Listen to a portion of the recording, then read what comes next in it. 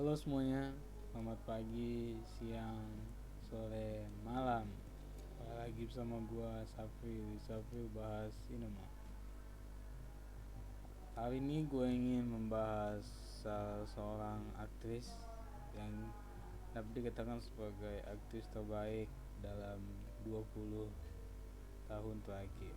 Salah satu aktris terbaik 20 lagi. Dia merupakan salah satu aktris favorit gue dan juga gue yakin sangat banyak yang menjadi penggemar daripada aktris yang satu ini.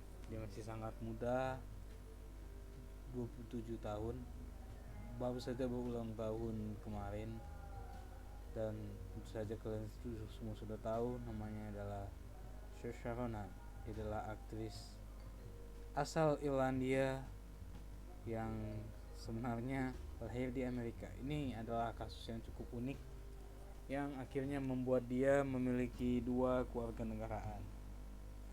Dia lahir di New York, tetapi ketika usianya 3 tahun, keluarganya memutuskan untuk kembali ke Irlandia.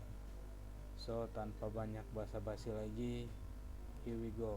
Gua akan membahas 7 film yang menurut gua paling esensial di filmografinya Saoirse Ronan. Here we go. Pada urutan ketujuh gua ada The Grand Budapest Hotel yang disutradarai oleh Wes Anderson.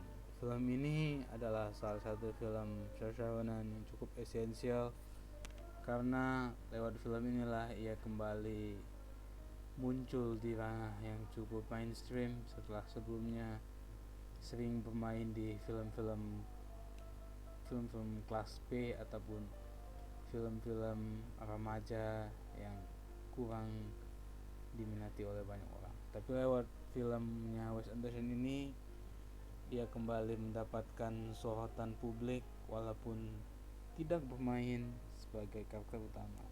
Di film ini ia bermain sebagai Agatha, salah satu karakter pendukung. Jelas bukan performanya Saoirse Ronan yang terbaik ataupun yang paling luar biasa, tetapi lewat performanya di sini ia kembali menunjukkan kepada dunia kalau Saoirse Ronan telah kembali setelah sebelumnya menghabiskan banyak waktu di film-film yang tidak terlalu signifikan. Oke. Film selanjutnya adalah The Way Back yang disutradarai oleh Peter Weir. Ketika film ini dibuat, dapat dikatakan kalau Saoirse Ronan masihlah sangat muda, sekitar 15-16 tahun. Tetapi saat itu ia sudah bisa bermain di film karya sutradara legendaris yang terkenal lewat filmnya Dead Poets Society. Ini ditayangkan oleh Robin Williams. Di film ini Saoirse Ronan berperan sebagai seorang gadis Polandia yang melakukan perjalanan bersama beberapa tawanan perang Uni Soviet ketika Perang Dunia Kedua. Mereka melakukan perjalanan dari Siberia menuju India melewati pegunungan Himalaya yang dikenal dan begitu berbahaya karena iklimnya yang cukup ekstrim. Performa Saoirse Ronan di sini cukup baik untuk seorang aktris remaja, dan kenapa gue meletakkan film ini sebagai salah satu film esensial daripada Saoirse Ronan karena ya, film inilah ia kembali bangkit setelah cukup tergerus dari pemberitaan usai mendapatkan nominasi Oscar beberapa tahun sebelumnya. Film ini adalah salah satu yang mengepakkan sayap Saoirse Ronan agar tidak tenggelam dalam bayang-bayang masa lalu.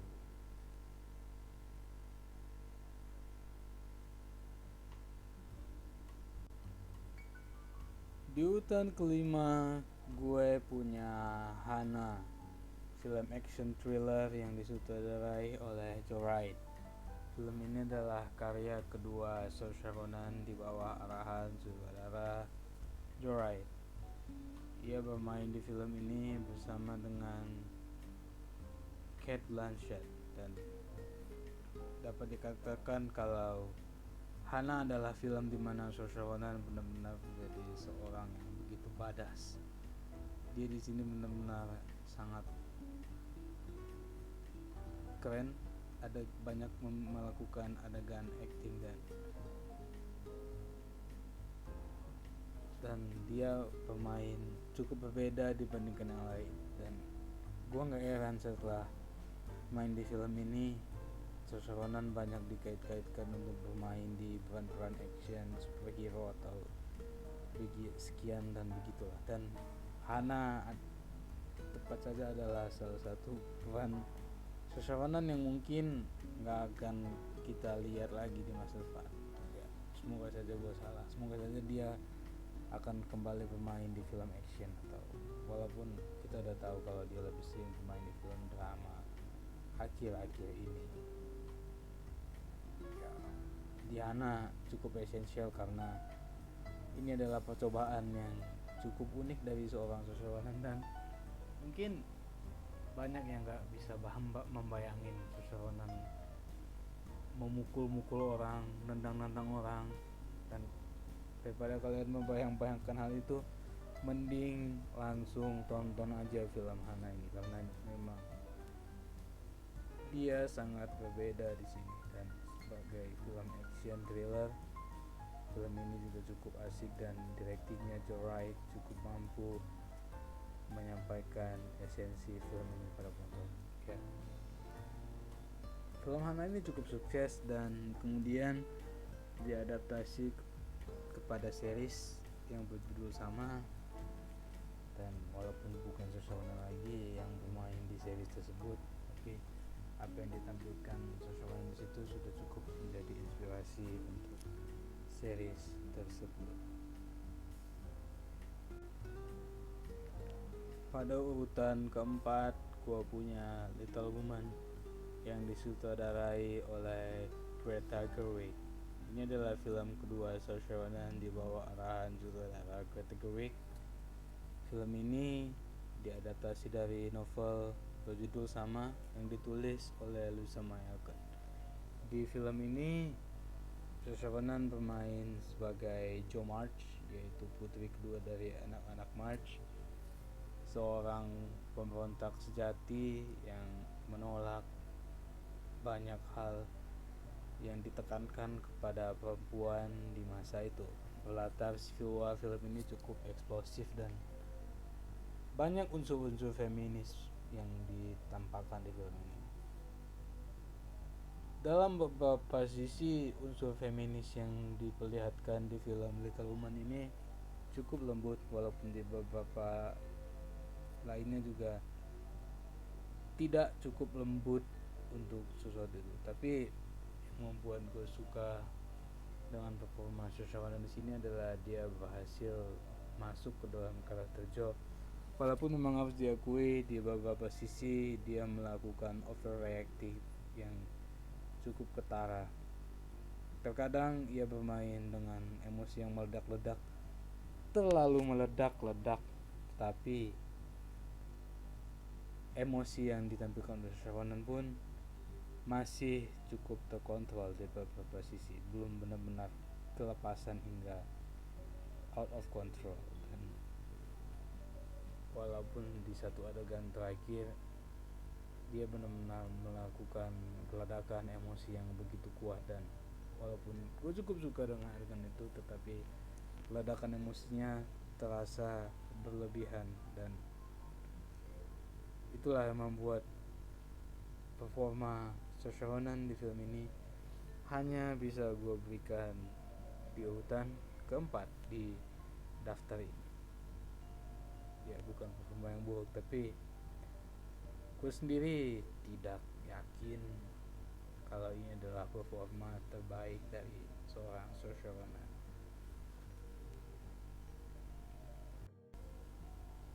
Di urutan ketiga, gua ada Atonement yang merupakan kolaborasi Saoirse Ronan dengan Joe Wright yang pertama kalinya. Di film ini, Saoirse Ronan memainkan peran anak-anak yang ya kalau kalian sudah menontonnya kalian akan cukup kesal dengan karakter ini. Karena seperti judulnya, karakter ini adalah tentang pengampunan, yaitu dari karakter Saoirse Ronan berjudul Rioni, karena dia telah mengkhianati kakaknya sendiri, yaitu Cecilia yang diperankan oleh Keira Knightley. Ya, ini film yang cukup sedih dan gue nggak mau mengomentari banyak hal, tapi performa Saoirse Ronan di sini walaupun cukup mengesalkan, berhasil memukau banyak orang, bahkan ia berhasil lebih bersinar terang dibandingkan Keira Knightley dan James McAvoy yang merupakan pemeran utamanya. Dan ia pun mendapatkan nominasi Academy Awards pertamanya lewat film ini.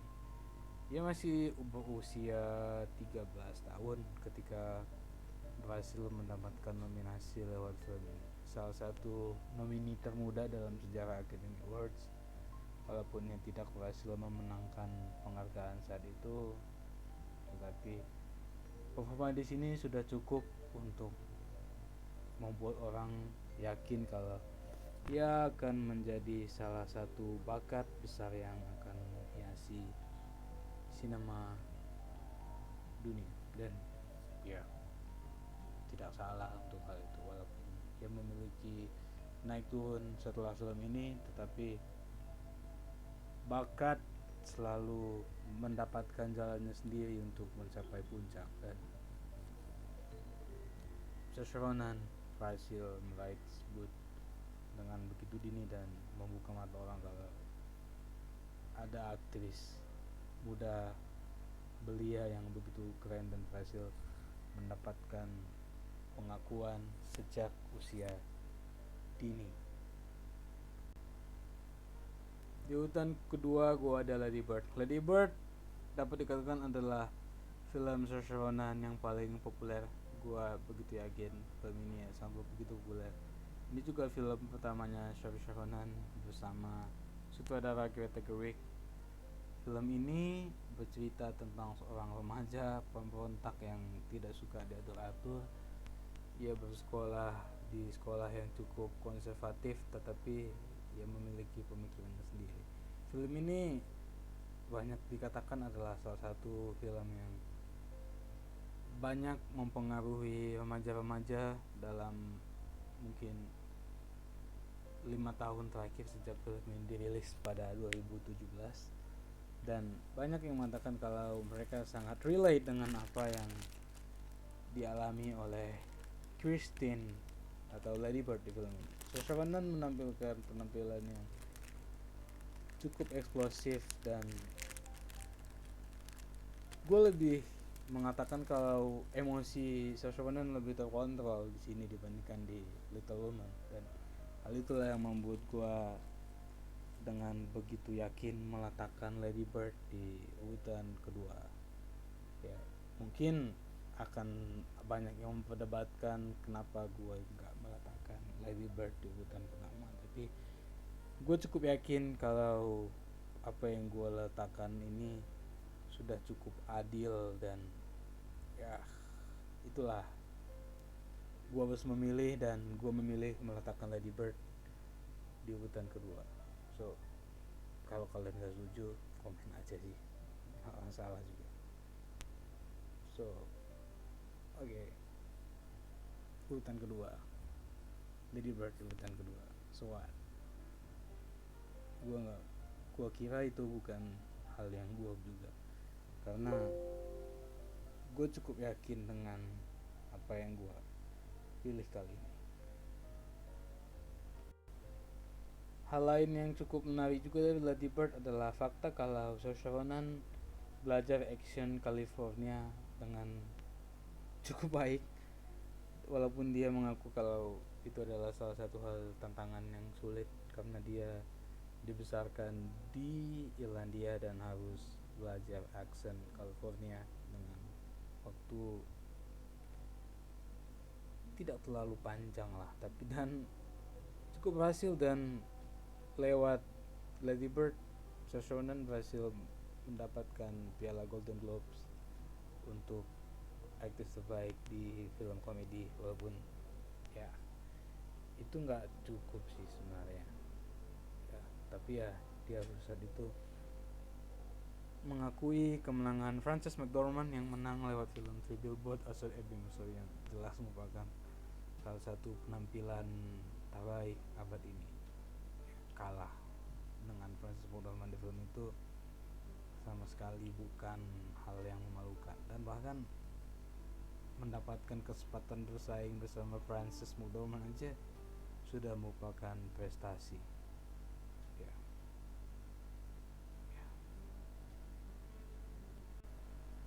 Dan di urutan pertama gue punya Brooklyn yang disutradarai oleh John Crowley. Kenapa gue memilih film Brooklyn sebagai film paling esensialnya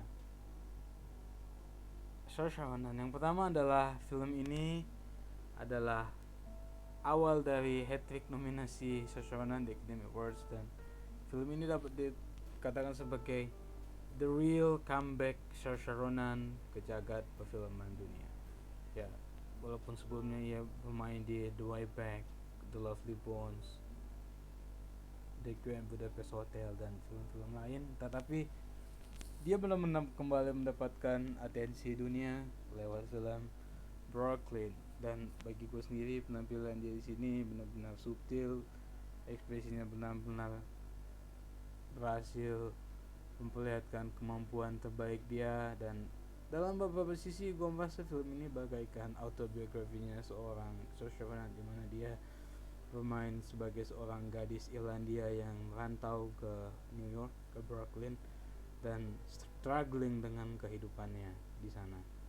Ada masa-masanya dia harus rindu dengan kampung halaman dan lain sebagainya. Walaupun film ini bukan film autobiografi, tapi gue merasa kalau ada beberapa unsur di film ini yang merupakan sebuah autobiografi. Ya, mungkin gue salah atau mungkin gak, tapi hal itu sudah cukup untuk meyakinkan gue kalau film ini adalah film paling esensialnya seorang Saoirse Ronan. Dan gue suka dengan treatment karakternya Saoirse Ronan di sini, yang diperlihatkan sebagai karakter yang cukup dewasa secara pemikiran.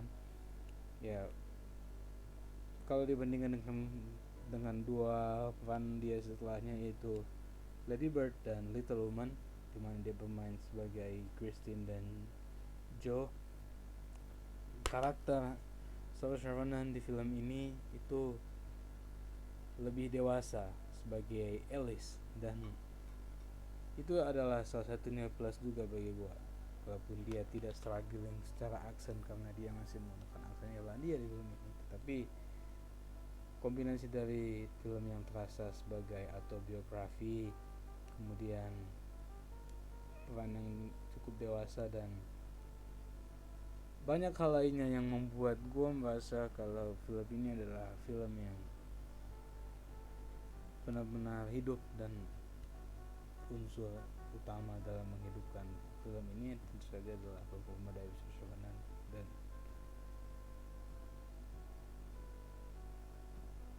itulah yang membuat gue meyakinkan diri gue untuk meletakkan film Brooklyn sebagai film teresensial daripada Saoirse Ronan. Oke, sekian dari gue untuk membahas ini. Ya, gue nggak tahu ya apakah kalian setuju dengan sini atau enggak, tapi kalau kalian nggak setuju, silakan sampaikan saja pendapat kalian di kolom komentar. Ya, kalau mau diskusi, yuk kita diskusi. Dan gue akan kembali ngucapin ya happy birthday untuk Saoirse Ronan yang baru aja ulang tahun kemarin, dan semoga lah dia mendapatkan apa yang seharusnya didapatkannya di masa yang akan datang. Oke, thank you. Gue Safil, sampai jumpa di lain kesempatan.